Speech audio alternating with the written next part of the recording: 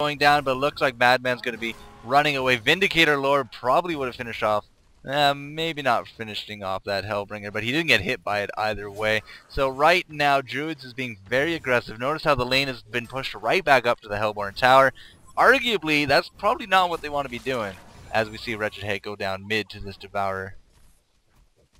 And oh, Vindicator too. Oh, Bubbles might get. Nah, he's not gonna get that double kill.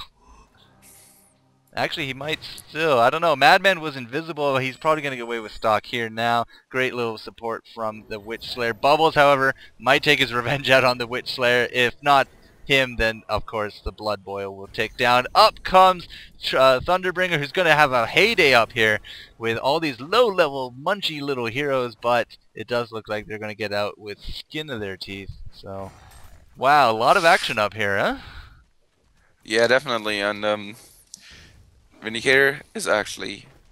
Where's Vindicator? Well, he You died. gotta get up there. They all got no mana. He died. I was like, if you'd froze some Sage's lures now, that'd be the perfect time for doing so. But it seems that that is not going to happen.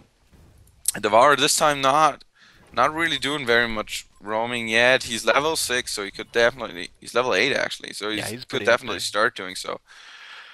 But it seems he hasn't been doing it thus far, and you know that's the worst case that can happen to you. You have a ganker, and the ganker doesn't gank. So, well, at the same time, he had a good deal of free farm because Hag went up top, and arguably bottom lane should have been free farming as well. But both sides have abandoned that lane in favor for a lot of pressure up here. It does look like, oh, this Devourer is going to get a kill on this Thunderbringer, but maybe not. He's pretty decently tanky, but I don't think he's going to get away out of this. So he will be going down. That is going to be big for Wahlin because now there's nobody reaping that benefit down south, and now they can freely put the pressure back up top for a fourth hero to push back this tri-lane. yeah, definitely. You know, keeping Thunderbringer down is basically very important, just simply because he's so dangerous to your squishy heroes. And yeah, it's gonna be really interesting. I think that for the Hellborn, the game decider really will be Sunwraith. If Sunwraith can't get his farm up, he becomes pretty useless. And 4 versus 5, that is very hard to go up against. Did Sunwraith die at any point? He has 75 gold in the bank. Yeah, he died. Again? Just bloodless. No, I knew that, but he should have more than 75 gold in the bank. I don't know, did he buy something? He doesn't have that Helm of the Black Legion. I wouldn't expect him to at this point. Yeah, just look at this farm. It's not 160 gold per minute. It's actually not that great. Well, I'll tell you what I am looking at, sir. It is that Bubbles taking initiation onto that Vindicator, as it looks like even the Witch Slayer is going to be going down here. This is going to be big for Wahlin. I think Madman will be okay, though. But yeah. So yeah. Not helping their farm. Oh, so that was actually really helping their farm. Did you get any assists out of that? You got 2 assists out of that, I think. So. Yeah, that's it. Well, gold's still 170 gold per minute, but you know, establishing a lead, like they got 7-1 hero kill lead right now, so they're doing actually a pretty good job, regardless. Apart from Bloodlust, they didn't get killed at all, and it just really pans out their way right now. Even if you look at the numbers, experience and gold really in their favor. The only thing that they probably trouble is a bit too much farm on Madman right now. But that's not really dangerous. Sunwraith going down again, unfortunately. So I don't think he's going to be off to any kind of great start. Madman picked that up. As you said, he's kind of like their beacon of hope at this point. He's doing really good farm, especially against this top lane. But did you see how Hag went down, almost dragging Bubbles to his death as well? Just not the best play coming out of Druidz right now. Very solid play coming out of Wahlin. I mean, it's only 12 minutes in. Sure, 8-3 advantage, but I mean, we saw what happened when Wahlin had the advantage early game last time. I mean, it took a while, but they still won. I just have to wonder, are these guys going to take the cake? Yeah, it would be pretty interesting because it would be definitely not expected that Wahlin would beat Druidz, but I mean, with a super good strategy that they've been shown in game 2. And they also put up a decent fight in game 1, if I remember correctly. you know, they're definitely a strong team. Like, and they show it in this game as well. I mean, Sunray is not up to a super good farm, but super good start. But you have heroes that can make up for it and give him the time to, you know, actually farm in mid game a bit. Devour is level 10, which is 2 levels ahead of everybody in the on the Legion team, which is pretty huge at this point of the game. And yeah, oh man, that wretched hag dies left and right. Yeah, Even for it's funny because Sunray. Sandra looked like he got the kill, but no, it was Bubbles, so he's not going to be getting that Vindicator. His squishiness getting saved by Thunderbringers, so Devour's also out of mana. He blew all his mana, got the Sage's lore off. Very lucky to be alive, that one. And the lanes have kind of thinned out now. We no longer have a tri-lane top. We do have, of course, that Bubbles down south. He's almost kind of like babysitting the Sandraith at this point, but they're going to try to capitalize upon this free lane of experience. But Druidz ever so adaptful. I don't think that's a word, but they always adapt. Madman is down here now with Witchslayer. They know that they have 2 kills on this Sandraith, and Sandraith really has to start rotating to get whatever kind of experience he can. Definitely, because if he doesn't, then he has a problem. Especially the farm is going to be so important. It's like, sorry, oh, I don't think mid lane was what he wanted, as he just died really quick there. Sorry, keep going. Yeah, it's probably like, guys, I'm gonna go mid, and you know, this only oh no. Oh no, oh no. And yeah, but you know, Devour again, no, starting to do. How many? He's 4-0. He's doing a very good job, even though the Mathos came out to assist him. But of course, Devour actually shown a lot potential in the last couple of games.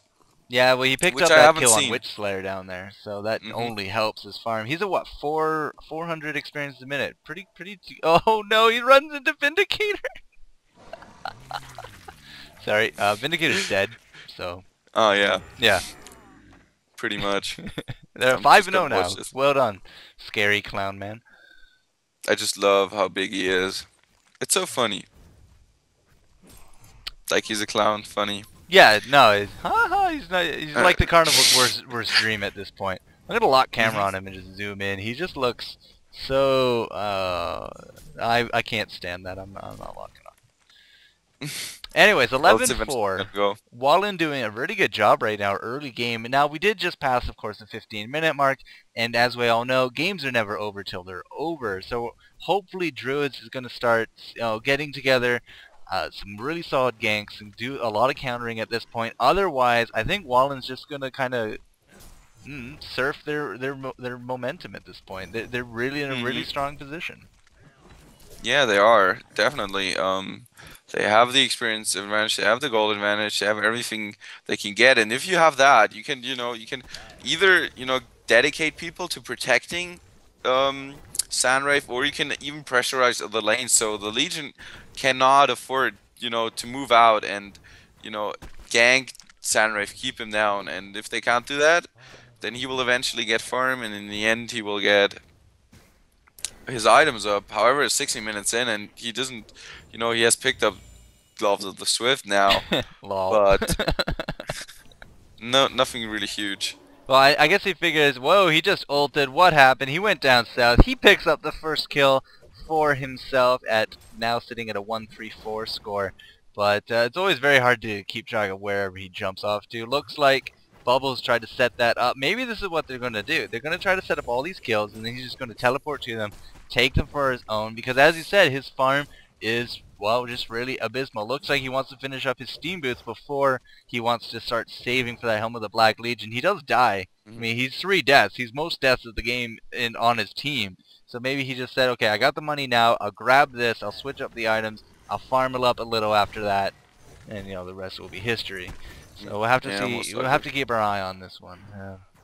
Thunderbringer has 2 major totems. 2 major totems? Yeah, I see 2. Maybe that was a misclick. I don't know. 2 major totems. Well, what can you get with the major totems? Gnome's Wisdom and in a tablet. Gnome's Wisdom and yeah. But it's cheap stats. It's cheap stats. Sure, it's plus that's 8 just good. all stats. Yeah. Yeah, it's just good. And that's like the the main reason that I think Tableau Command. I mean, it's a super good item on itself, but it gives it just so good stats as well, making it just an easy and good pickup for support heroes. But this game is pretty interesting. Like, I'm not sure. Like, Madman has now, he's working towards his rune action. I think he's gonna pick it up well before the 25-minute mark. So he's definitely where he wants to be, and that makes him a super. You know, he can move around very quickly with Stalk. He can farm pretty well, and it really comes down to, again, Sandwraith. How can he do it? Because they rely in the end. They do have a pretty AoE heavy team, but there's no big ultimate that can really turn a team fight around for them, and thus they really rely on Sandwraith the longer this game goes. Well, first tower kill, I believe it was a deny, which is really good news for Legion, because last time, of course, they lost those towers really quick, and we all know how that game ended up. So deny in the mid will be the first kill. We do have Sandwraith against this Madman down south. They're both level 8, which is a little weird because Madman is 2-1, whereas Sandwraith is 1-3. I mean, the experience a minute is kind of similar, but just goes to show the kills aren't everything, boys and girls. So where's Bubbles going? He's going to bottom. It does look like we're going to start setting up an initiation here on the Madman, or at least trying to force him out of the lane. I don't know, maybe Sandwraith just feels insecure at this point. Yeah, most likely. Madman is a pretty dangerous hero on his own. He's going for a very interesting build though. Pick not what you do. Sorry, Luke, at least as far as I remember. Oh god, I haven't played, you know, Madman in such a long time, but you know, normally you want to get at least the level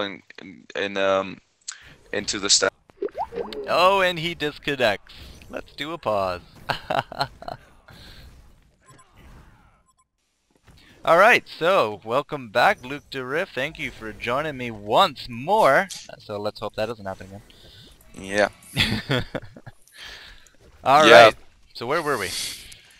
I was with Madman, but you know, actually, you know, with the region he's got from the sustainer, I suppose it's okay. He can support the mana for his skills, and obviously if he gets the rune axe, he can really easily farm with his ultimate because it gives him so much attack speed. But that Vindicator, Vindicator goes down to a Malphite. Probably overdoing things a little. Yeah, a little bit, but whatever. So yeah, farming with ultimates. Yeah, I mean the Madman ultimate. I mean that Berserk, great, fine. Attack speed, movement speed. I don't think you're gonna take on that Sandwraith, dude. But I mean it's great for farming. It doesn't necessarily have to be for kills, as we see a great hook play there from Devourer taking out that who just died? Thunderbringer. And now TP's mid. They're gonna deny this tower, no problem. And there it goes. Denied. Yeah, they have nightmares of that 70 hit point towers. that oh no! Last time Wahlin didn't deny it. Now, of course, they did. So yeah, good job to them. Yes. Sandwraith has finished up the Helmet of the Black Legion, and now he needs to farm a Mach in 4 minutes. Yeah, I don't think that's happening. I don't like. I mean, it's definitely a solid item on him.